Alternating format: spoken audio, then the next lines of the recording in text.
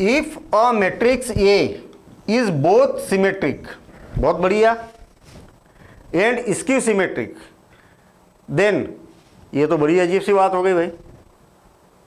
कोई मैट्रिक्स है ये और ये if a matrix A is both symmetric भी है और स्क्यू सिमेट्रिक भी है, हो ही नहीं सकता ऐसा। कोई मैट्रिक्स सिमेट्रिक भी है और स्क्यू सिमेट्रिक भी है, कैसे पॉसिबल है भाई? पहली बात तो सिमेट्रिक और स्क्यू सिमेट्रिक क्या होता है ये समझ लेते हैं हम।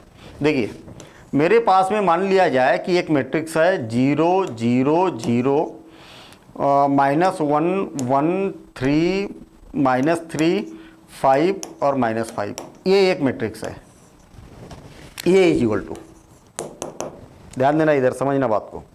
यदि मैं इसका ट्रांसपोज कर देता हूं, ट्रांसपोज का मतलब क्या है? फर्स्ट रो को फर्स्ट कॉलम की जगह लिख देता हूं। देखिए, ये फर्स्ट रो थी, इसके जगह फर्स्ट कॉलम को लिख देता हूं। 0 -1 3 1, दूसरी रो को दूसरे कॉलम की जगह 0 5, और तीसरी रो को तीसरे कॉलम की जगह, तीसरी रो को तीसरे कॉलम की जगह -3 -5 और 0।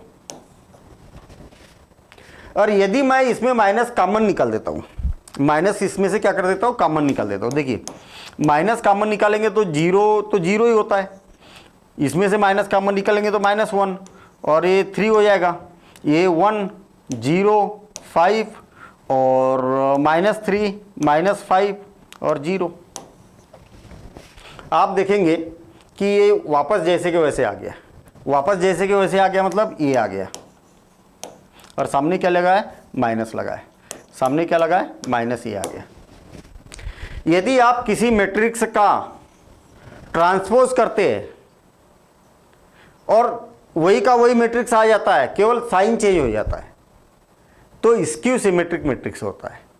और यदि आप किसी मैट्रिक्स का ट्रांसपोज करते हैं और सामने जैसा का वैसा वापस आ जाए, पॉजिटिव का पॉजिटिव, जैसा का वैसा, सामने माइनस भी ना आए, तो उसको सिमेट्रिक बोला जाता है। सिमेट्रिक मतलब ट्रांसपोज करने के बाद में वापस जैसा का वैसा मैट्रिक्स।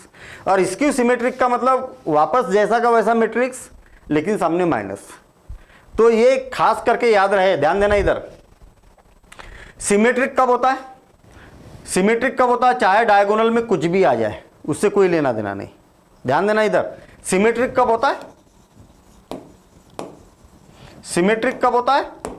जब डायगोनल में चाहे कुछ भी आ जाए, उससे कोई लेना देना नहीं है, ठीक। लेकिन यहां पर और यहां पर एक जैसे एलिमेंट्स, एक जैसे एलिमेंट्स होना चाहिए विथ साइन। यहां पर और यहां पर एक जैसे एलिमेंट्स, ऐसा नहीं होना चाहिए कि यहां पर पॉजिटिव और यहां नेगेटिव, ऐसा नहीं, एक जैसे। यहां पर प्लस है तो यहां पर भी +3 और यहां पर -3 है तो यहां पर भी -3, और यहां पर एक जैसे एलिमेंट्स। कहने का मतलब 12 के जगह 21, 13 के जगह 31 और 23 के जगह 32, ये वाले एलिमेंट्स क्या होना चाहिए? सेम होना चाहिए, तब सिमेट्रिक होता है। और स्क्यू सिमेट्रिक कब होता है? ये सारी बातें हमने पूरी डिटेल में समझी है बेसिक में, ठीक है। यहां पर एकदम से सारी बातें उतनी स्पष्ट तरीके से समझना मुश्किल है, क्योंकि ये सिमेट्रिक और स्क्यू सिमेट्रिक ही हमने समझने में कम से कम आधा घंटा लगाया होगा। वहां पर एक एक प्रॉपर्टी के बारे में और इससे रिलेटेड क्या क्या इसके और भी प्रॉपर्टीज होती है, वो सारी बातें हमने वहां पर समझी थी, ठीक है ना। ध्यान देना इधर। स्क्यू सिमेट्रिक तब होगा जब डायगोनल के एलिमेंट्स क्या हो? 0 हो। डायगोनल क्या होना चाहिए? 0 होना चाहिए हमेशा स्क्यू सिमेट्रिक में।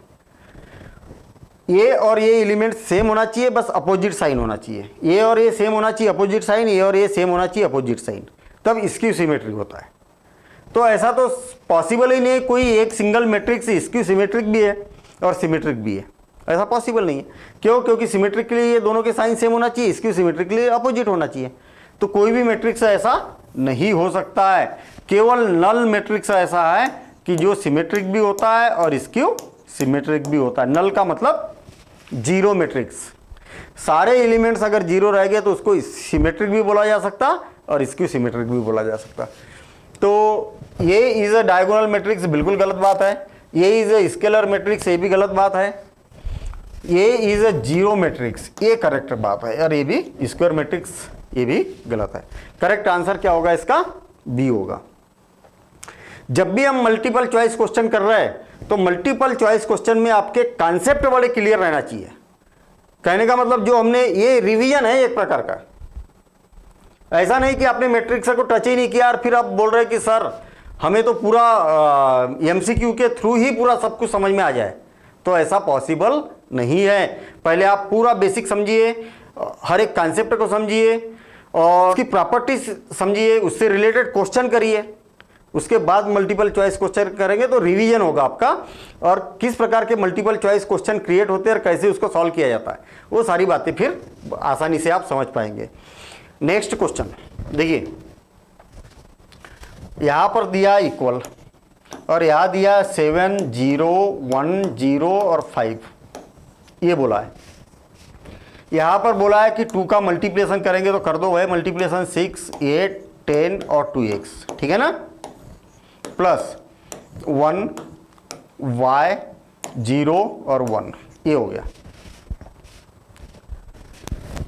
क्या करेंगे हम, करस्पॉन्डिंग, ये प्लस लगा है ना बीच में, तो करस्पॉन्डिंग एलिमेंट्स को ऐड करेंगे। तो 7 = 7 ऑलरेडी दिया है, 8 + y 8 + y = 0, या तो फिर दूसरे तरीके से पूरा कर रहा हूं मैं इसको करस्पॉन्डिंग एलिमेंट्स क्या हो गया, 7 8 + y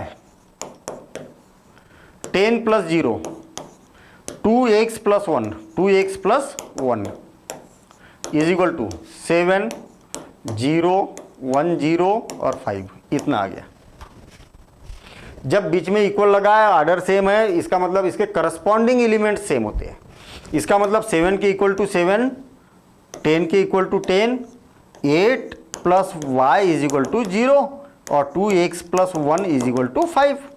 तो y = क्या हो जाएगा, -8, कहा दिया y = -8, और x = क्या हो जाएगा 4, तो 2, x = 2, x = 2 और y = -8, तो करेक्ट आंसर क्या हो जाएगा, ये हो जाएगा, ठीक है ना।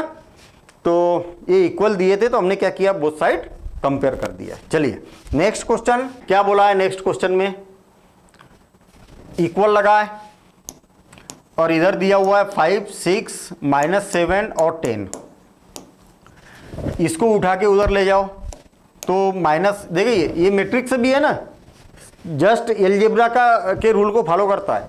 ये मैट्रिक्स से इधर से उठ के इधर जाएगा राइट हैंड साइड में, तो प्लस है तो माइनस हो जाएगा, 3 - 2 5 और 6 है ना। ये पॉजिटिव मैट्रिक्स था, उधर जाके नेगेटिव हो गया। इधर क्या बचा, 2a, ऑर्डर सेम है, सब्ट्रैक्ट हो सकता है, बिल्कुल हो सकता है। 5 में से 3 को माइनस करेंगे तो 2, 6 माइनस प्लस और कितना हो गया 8, -7 और 5 कितना, -5 कितना हो गया -12 और 10 - 6 कितना हो गया 4, ये हो गया, और 2a, ये = 2 को डिवाइड में लाते हम, या तो बोथ साइड बोल सकते हैं 2 से डिवाइड कर देते हम, कर देते 2 से डिवाइड, क्या हो जाएगा 1 4 -6 और 2, और ये इसका करेक्ट आंसर होगा। और ऐसा आंसर कहाँ पर मैच हो रहा, तो सी में इसका यहाँ पर आंसर मैच हो रहा। क्लियर ना। चलिए आगे देखते हैं हम, which of the following is a scalar matrix. Scalar क्या होता है, देखिए डेफिनेशन, जो मैट्रिसेस में डेफिनेशन पढ़ी ना, हर डेफिनेशन पर मल्टीपल चॉइस क्वेश्चन बन सकता है यहाँ पर, ठीक है ना। स्केलर का मतलब ये होता है कि अ स्क्वायर मैट्रिक्स, पहली बात तो स्क्वायर मैट्रिक्स का होना कंपलसरी है, ठीक। स्क्वायर मैट्रिक्स का मतलब ये है कि number of row is = number of column, जितनी रो रहेगी उतनी ही क्या रहना चाहिए, कॉलम होना चाहिए स्क्वायर मैट्रिक्स। लेकिन डायगोनल के जो एलिमेंट्स है ना, वो क्या होना चाहिए, सेम होना चाहिए, 0 नहीं, सेम। यहाँ 8 है तो 8 8, -8 है तो -8 8, और बाकी के एलिमेंट्स क्या होना चाहिए, 0 होना चाहिए। आई बात समझ में, कहने का मतलब ए और बाकी के एलिमेंट्स 0। तो -8 दिखाई दे रहा है यहाँ पर, तो ये क्या हो जाएगा, स्केलर मैट्रिक्स हो जाएगा। ये नहीं है, ये भी नहीं है क्योंकि अलग अलग एलिमेंट्स है, और ये भी नहीं है, ठीक है। करेक्ट आंसर कौन सा है, ये है, ठीक। स्केलर मीन्स डायगोनल एलिमेंट्स के एलिमेंट्स 0 सेम और बाकी के एलिमेंट्स 0 स्क्वायर मैट्रिक्स के साथ। चलिए ठीक है।